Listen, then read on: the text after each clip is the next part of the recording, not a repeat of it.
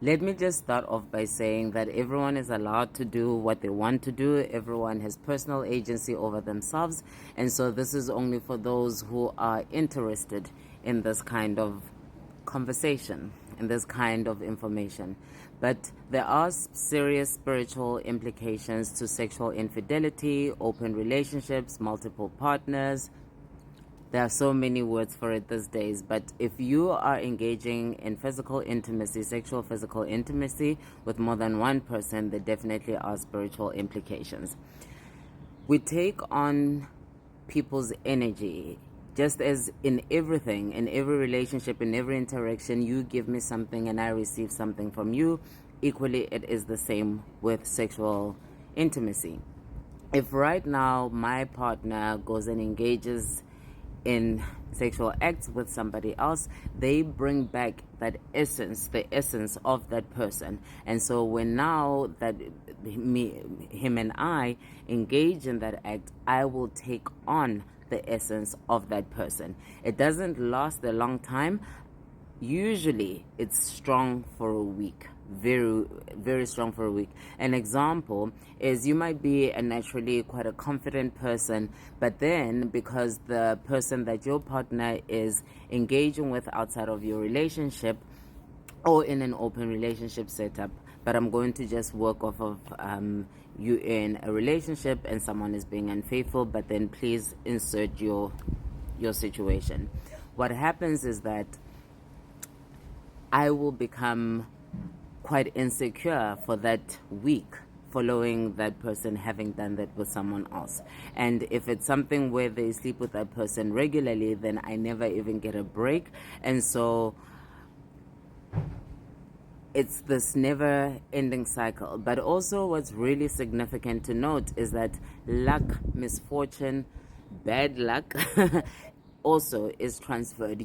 There's no discrimination as to what you take on. The strongest elements of that person will be transferred. It's inescapable.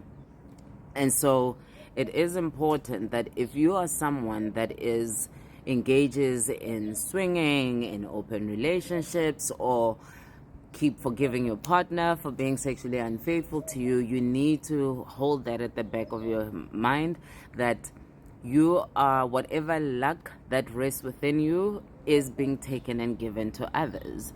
And so a good example, you have a job interview this week and your partner comes back with someone's essence that is misfortune or whatever it may be, or takes your essence of luck and goes and sleeps with someone else, is that luck which would have facilitated that new job is now gone from you, and you find yourself not having the interview not go as well as you had hoped, or just something gets in the way because your luck was given to somebody else. And so it is no small thing when someone is unfaithful to you, especially in that way.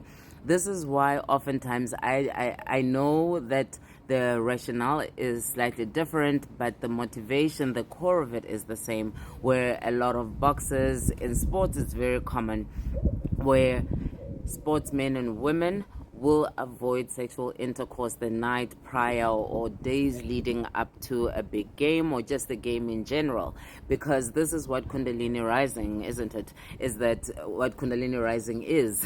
Sorry, is that when you use sexual energy, I've done a video previously about how you can